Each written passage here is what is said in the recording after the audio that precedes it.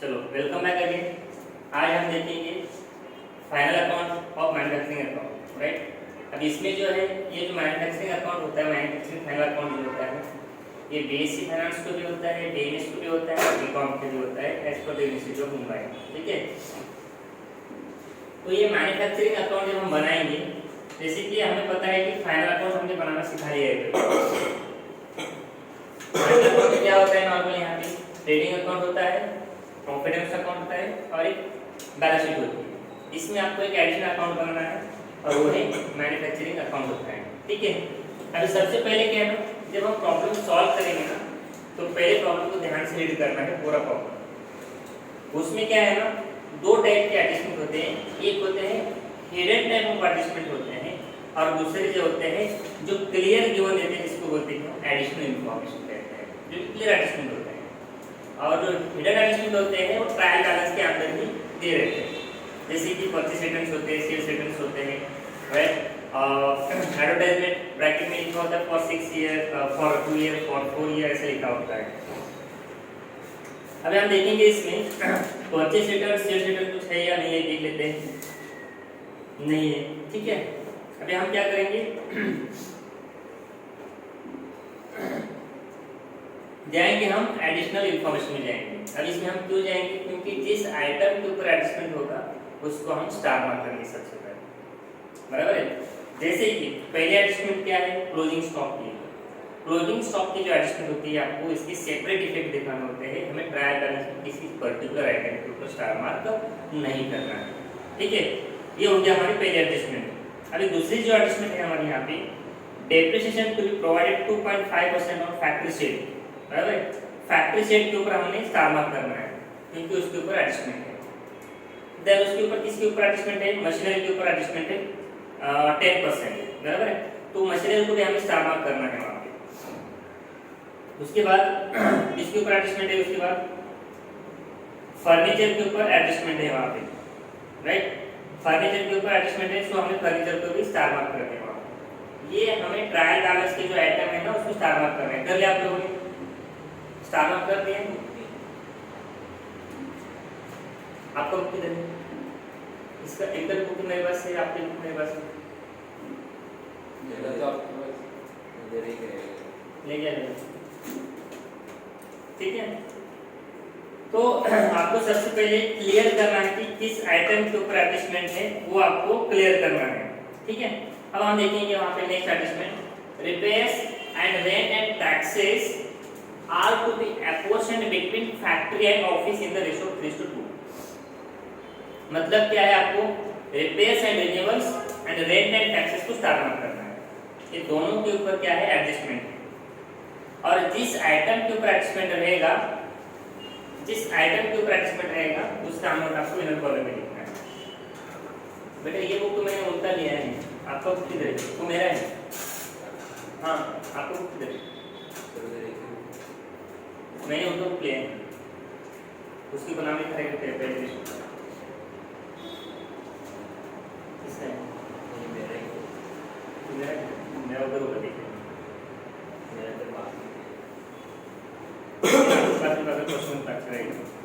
And reserve for bad and doubtful debt, ये होता है डेटर्स के ऊपर एडजस्टमेंट होता है, बराबर है। अगर डेटर्स के ऊपर जब एडजस्टमेंट रहेगा आपको ध्यान रखना है कि क्रेडिट साइड में कुछ आरडीडी दिया है नहीं दिया है, क्योंकि ये फाइनल अकाउंट में सबसे इंपॉर्टेंट जो एडजस्टमेंट होती है ना आरडीडी की होती है। मोस्ट ऑफ द स्टूडेंट को उसी में फेल हो जाते हैं उस एडजस्टमेंट सॉल्व करने में। ठीक है, सो अभी हमने पूरा का पूरा यहाँ पे 1 बाय 1 पोस्टिंग कर दिया है, मतलब लोग स्टार मार्क कर लिया है।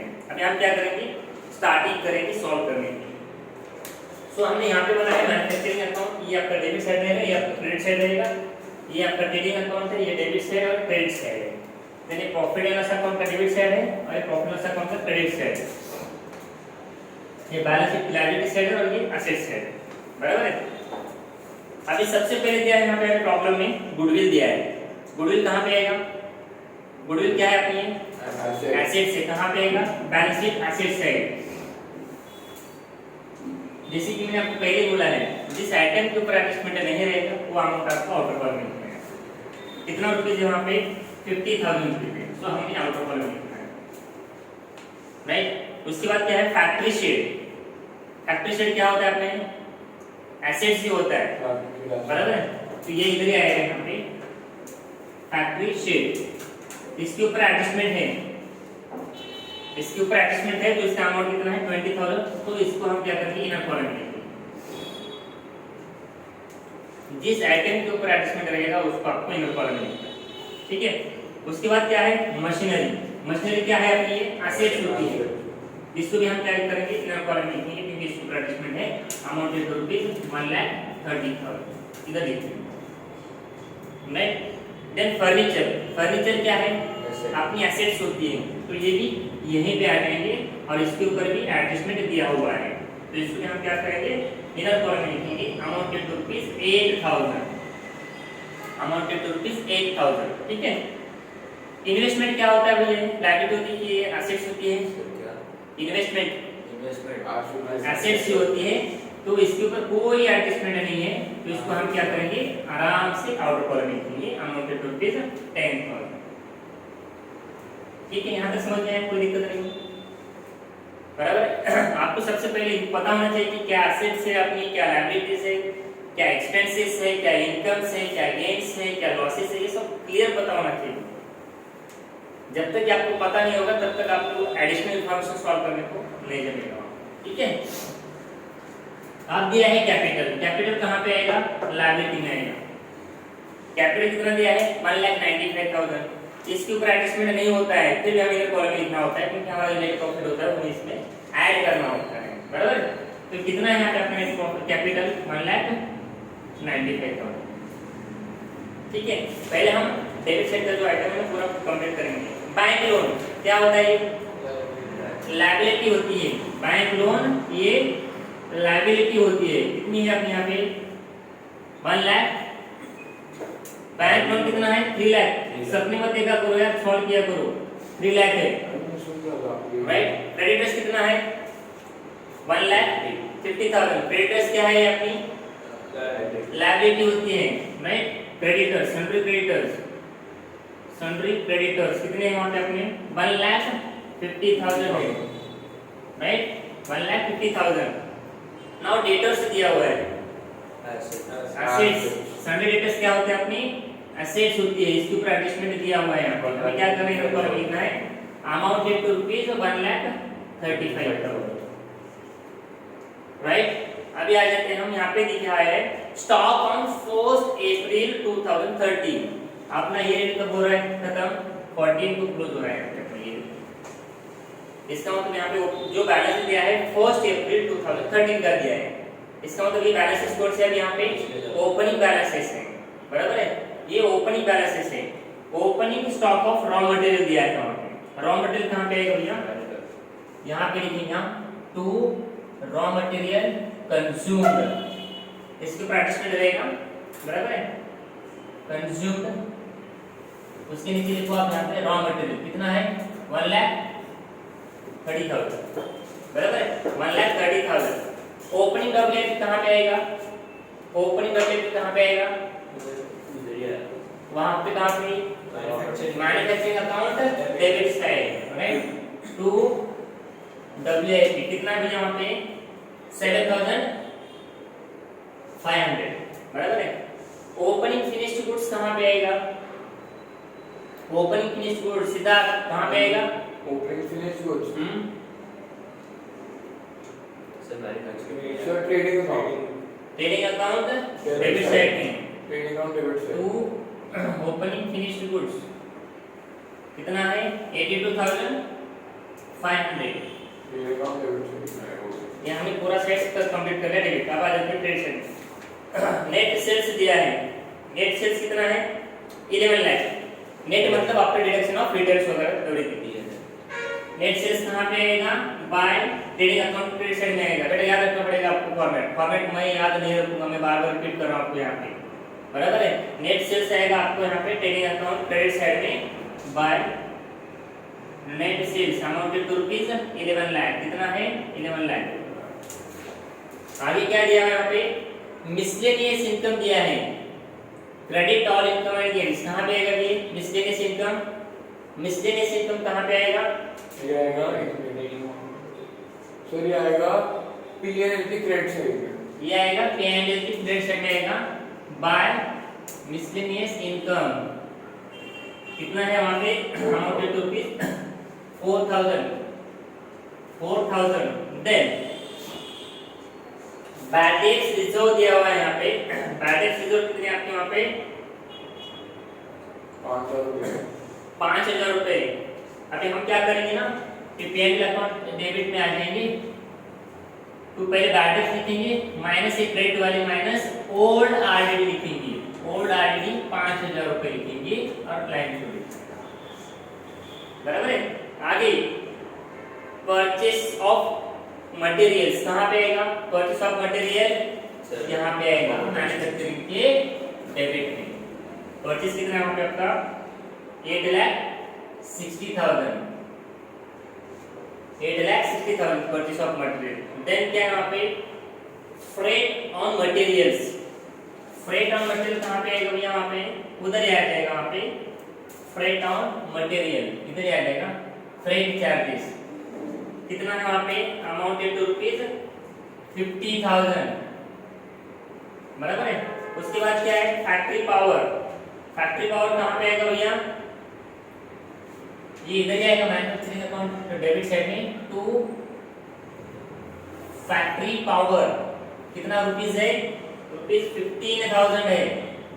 रुपीज 15,000 यहाँ पे आएगा डायरेक्ट एक्सपेंसेस करके। अब नेक्स्ट आ जाएंगे सैलरी एंड वेजेस दिया है। उसमें दो टाइप के सैलरी एंड वेजेस दिया है। एक दिया है फैक्ट्री और एक दिया है ऑफिस से दिया है। जो फैक्ट्री का रहेगा वो यहाँ पे मैन्युफैक्चरिंग में आएगा और जो ऑफिस का रहेगा ये P&L अकाउंट डेबिट साइड में आएगा।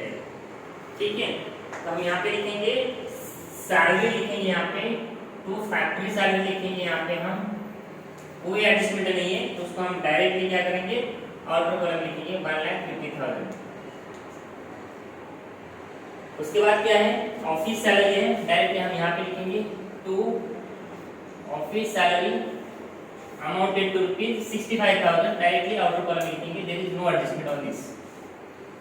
ठीक है, देन रिपेयर्स एंड रिन्यूअल्स इसके ऊपर एडजस्टमेंट है बराबर है। रिपेयर्स एंड रिन्यूअल्स इसके ऊपर एडजस्टमेंट है एंड रेंट एंड टैक्सेस इसके ऊपर एडजस्टमेंट है। वो क्या है देख लेते हैं। ये क्या कर लेते हैं, ये एडजस्टमेंट हम इमीडिएटली कर देते हैं। ये हम एडजस्टमेंट इमीडिएटली कर देते हैं, तो मतलब पता होता है हमें कैसे करना है। हम यहाँ पे लिखेंगे टू रिपेयर्स एंड रिन्यूअल्स बराबर है। एडजस्टमेंट नंबर 3 में देख लो क्या क्या है उसमें उन्होंने repairs and rent and taxes are to be apportioned between factory and office in the ratio 3:2 कहा है बराबर है। तो मतलब यहाँ पे रिपेयर्स कितना आता है यहाँ पे 2,500 into 3/5। 3/5 किसको जाएगा? फैक्ट्री में जाएगा, मैन्युफैक्चरिंग में जाएगा। समझ में आया? कैसे करेंगे हम यहाँ पे 2,500 into 3/5 तो ये आएगा यहाँ पे 1,500 यहाँ पे आ जाएगा बराबर है। और दूसरा कहाँ पे बोला है यहाँ पे ऑफिस में जाएगा तो ये हम इधर लिखेंगे टू रिपेयर्स 1,000 लिखेंगे। Remaining 2,500 into 2/5 2,500 into 2/5 is equal to 1,000 यहाँ पे लिखा हम लोग। सर into 3/5 तो उसका था ना, वो उसके लिए था 15,000। हाँ इसके लिए था। अच्छा इसके लिए 2/5 2/5 ठीक है बराबर है। रेशियो जो दिया है अभी क्या है रेंट एंड टैक्सेस। अभी हम यहाँ पे लिखेंगे टू रेंट एंड टैक्सेस। इसके लिए भी वही फॉर्मूला है वहाँ पे। कितना है वहाँ पे 16,500 into 3/5 ये हम फैक्ट्री में दे देंगे बराबर है। उसके बाद बाकी जो है यहाँ पे हमारा इधर आ जाएगा बराबर है। 16,500 into 3/5 9,900 है यहाँ पे दिखाएंगे बराबर है। और दूसरा जो है हम यहाँ पे दिखाएंगे to rent and taxes 2/5 is equal to, अभी फिर से वही करेंगे हम 16,500 into 2/5 6,600 आएगा यहाँ ये पहली एडजस्टमेंट ऐसी कि हम इसको इमीडिएटली कर दिया है, अदरवाइज हम 1 बाय 1 कर देते, बराबर है। जनरल एक्सपेंस इंश्योरेंस दिया है यहाँ पे, ये हमारा इंश्योरेंस यहाँ पे आ जाएगा, मैं रफ कर देता हूँ यहाँ पे। टू इंश्योरेंस कितना है वहाँ पे 3900 एडजस्टमेंट है, इसलिए हम इसको नए कॉलम में लिखेंगे। जनरल एक्सपेंसेस इधर ही आ जाएंगे, तो जनरल एक्सपेंसेस इधर ही आ जाएंगे रुपीज 18,100। तो ये हमने पूरा का पूरा ट्रायल बैलेंस खत्म कर दिया यहाँ पे पोस्ट करके, बराबर है चिराग, बराबर है। हाँ, देन अभी हम क्या करेंगे, एडजस्टमेंट सॉल्व करेंगे 1 बाय 1।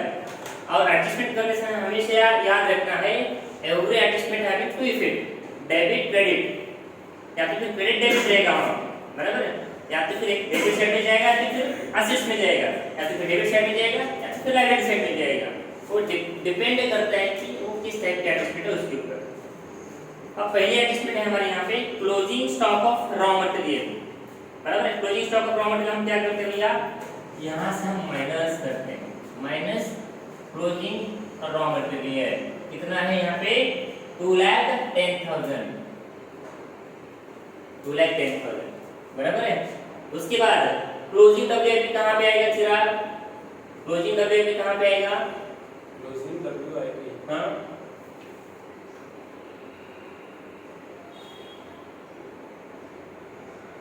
वही क्रेडिट में इसके मैन्युफैक्चरिंग प्रोडक्ट क्रेडिट में आ जाएगा by closing WIP amounted to rupees 12,500, ठीक है। क्लोजिंग फिनिश्ड गुड्स कहाँ पे आएगा अभी, क्लोजिंग फिनिश्ड गुड्स, वो सब्ट्रैक्ट करो, क्लोजिंग फिनिश्ड गुड्स कहाँ पे आएगा, क्लोजिंग फिनिश्ड गुड्स कहाँ पे आएगा, क्लोजिंग फिनिश हो जाएगा सर, ये आएगा ट्रेडिंग अकाउंट में, कहाँ पे डेबिट क्रेडिट में, closing closing yes sir debit side, debit में मुश्किल है, मुश्किल है, बहुत मुश्किल है, बहुत मुश्किल है, समझो भैया, अभी समझ जाओ, टाइम निकल चुका जा रहा है बराबर। बोला 7,500, मैंने कितने बार बोला आप लोगों को याद रखना है। सॉरी बोलने से कुछ नहीं होगा दोस्त, एग्जाम आ रहा है नजदीक। क्लोजिंग स्टॉक यहाँ पे हम लिखेंगे under that raw material, WIP and finished goods, ये तीनों का टोटल हम इधर कॉलम लिखेंगे। रॉ मटेरियल कितना था हमारे यहाँ पे 2,10,000, 2,10,000 हमने पहले फिट दिखा दिया है ऑलरेडी। और डब्ल्यूआईपी कितना था 12,500 एंड 2,07,500। अभी क्या करना है, तीनों का टोटल करके हमें आउटर कॉलम में लिखना है 2,10,000 प्लस 12,500 प्लस 2,07,500, 4,30,000 आउटर कॉलम में आपके फाइनली क्लोजिंग स्टॉक आ जाएंगे यहाँ पे, ठीक है। अभी हम क्या करेंगे, इसको भी प्लस माइनस करेंगे। अभी रॉ मटेरियल कितने थे आपके 1,30,000, परचेसेस कितने थे 1,60,000, फ्रेट चार्जेस कितने थे 50,000 और minus closing stock of raw material कितने थे 2,10,000। तो कितने हो गए यहाँ पे 8,30,000 आउटर कॉलम में लिखेंगे हम यहाँ पे। ये फॉर्मेट हमेशा याद रखना है आप लोगों को, यस सर, ठीक है।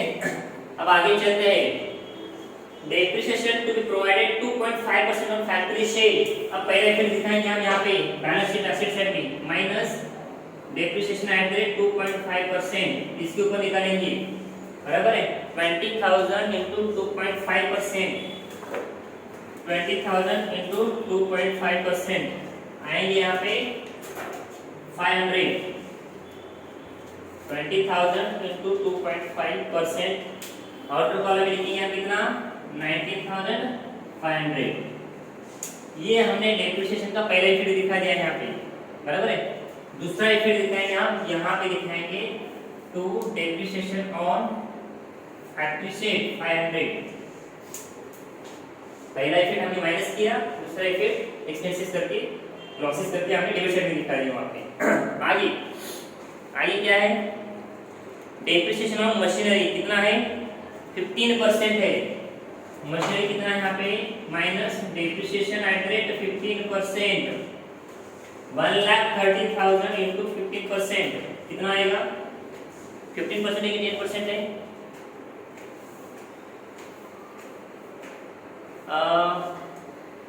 और फैक्टर हो गया 10% है, सॉरी मशीनरी पे 50 है मशीनरी के ऊपर 10% है, बराबर है? मशीनरी के ऊपर 50 10 है बेटा, ध्यान से पढ़ लेना जरा।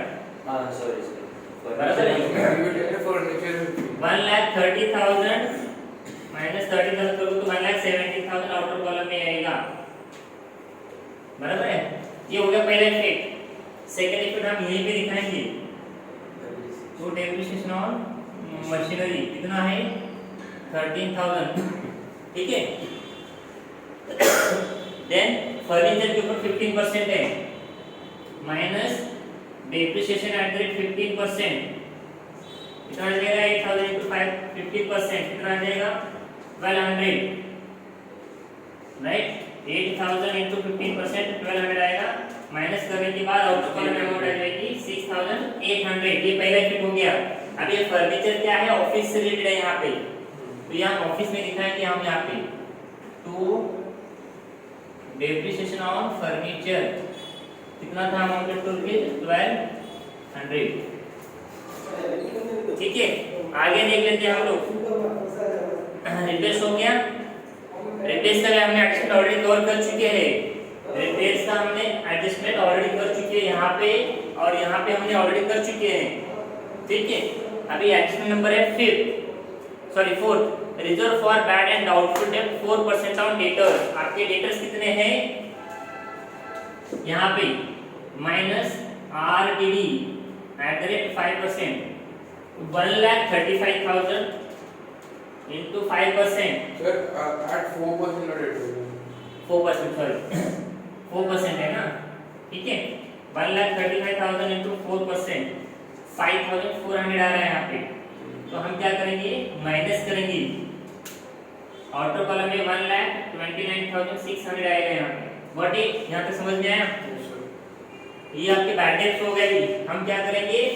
इसमें लिखेंगे ये बैड डेट्स के सामने 5,400 न्यू बैड डेट्स करके, ठीक है? 5,400 और माइनस हमारे जो ओल्ड आरडीडी थे वो माइनस करेंगे। आउटर कॉलम में कितने आ जाएंगे यहाँ पे? 400, 5,400 minus 5,000 it comes 400 outer column, ठीक है? ये हो गया हमारा 4th adjustment. Now next, insurance premium covers a period of 1 month in advance. Insurance premium क्या किया है ना? 1 महीने के एडवांस में दे दिया है। आपका इंश्योरेंस अमाउंट कितना भैया यहाँ पे? 3,900। तो क्या करेंगे? 3,900 into 1/12 करेंगे। 3,900 divided by 12 करो डायरेक्टली, तो 325। तो मतलब क्या है यहाँ पे? ये प्रीपेड कहेंगे हम इसको, प्रीपेड इंश्योरेंस 325, राइट? तो 3,900 माइनस 325, 3575। अब ये क्या है? मैंने अभी बताया था आपको। इस साइड के आउटस्टैंडिंग रहेंगे तो क्या करेंगे? हम ऐड करेंगे। दूसरा इफेक्ट कहाँ पे दिखाएंगे? लायबिलिटी में दिखाएंगे। इस साइड में जो प्रीपेड रहेंगे माइनस करेंगे, और असेट साइड में दिखाएंगे हम लोग यहाँ पे प्रीपेड इंश्योरेंस 325 आएगा, ठीक है? तो इस तरह से मैंने ये पूरे के पूरे एडजस्टमेंट भी कवर किए, पूरे पोस्टिंग भी कवर कर लिया हमने यहाँ पे। अभी क्या करेंगे? हम क्लोजिंग करेंगे। क्लोजिंग करते समय हमें याद रखना है 1 by 1 क्लोज करना है वहाँ पे। सबसे पहले आपको मैन्युफैक्चरिंग अकाउंट क्लोज करना है, और ऊपर डेबिट साइड का पहले टोटल करना है आपको यहाँ, बराबर है? यहाँ पे पहला है 7,500, 8,30,000, 50,000, 1,50,000, 1,500, 9,900, 500, 13,000। कितना है टोटल यहाँ पे?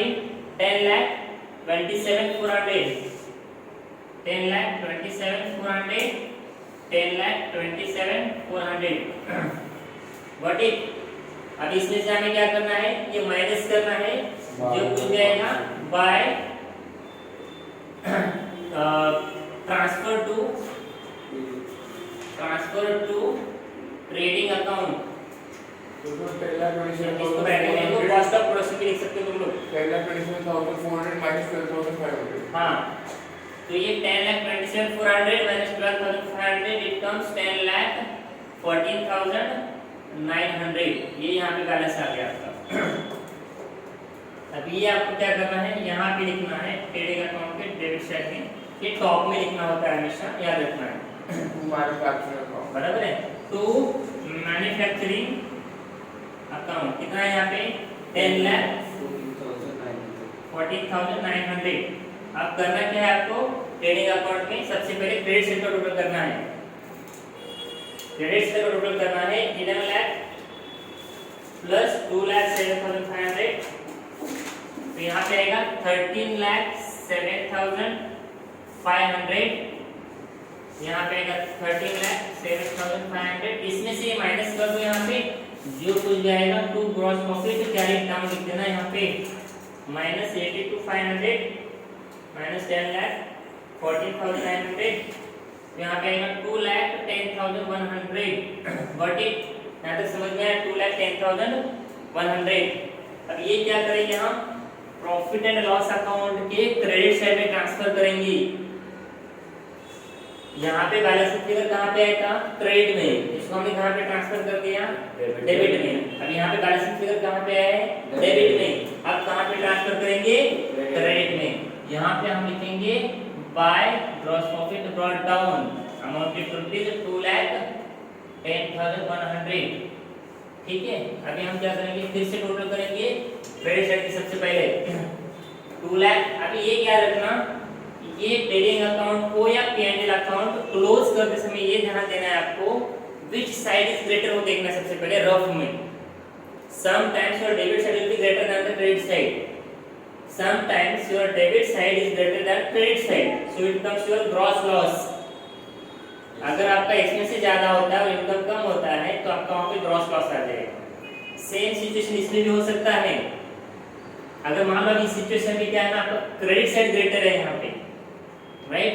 जब आपका क्रेडिट साइड ग्रेटर होता है डेबिट साइड से तो आपका आता है यहाँ पे नेट प्रॉफिट आ जाता है, और जब आपका डेबिट साइड ग्रेटर होता है क्रेडिट साइड से तो आपका नेट लॉस आता है।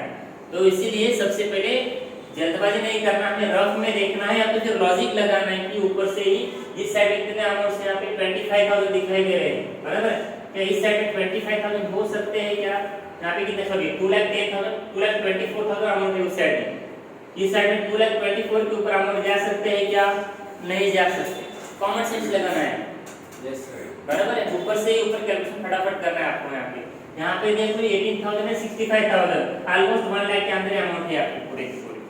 बट ये जो साइड है आपकी 2,24,000 के ऊपर है वहाँ, तो इसका मतलब आपका क्रेडिट साइड ज्यादा है यहाँ पे, तो क्रेडिट साइड का पहले टोटल करना है वहाँ पे 4,000। तो यहाँ पे आएगा 2,40,100, 2,40,100। ठीक है, अब इसमें से सारे एक्सपेंसेस हमें माइनस करना है, और जो कुछ आएगा उसे हम net profit transfer to capital लिखना है यहाँ पे। Net profit transfer to capital लिखना है। तो माइनस करेंगे हम 2,14,100 minus 65,000 minus 1,000 minus 1,200 minus 400 minus 6,600 minus 3,575 minus 18,100 is equal to 1,18,225 1,18,225। ये क्या हुआ आपका नेट प्रॉफिट हुआ, राइट।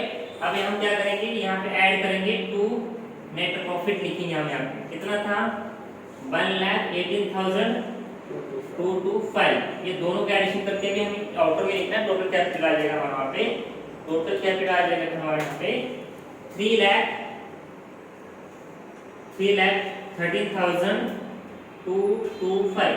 अभी ये क्या रखना है, बैलेंस शीट की आपकी दोनों साइड की टोटल सेम होनी चाहिए। Asset is equal to liability plus capital, बराबर है।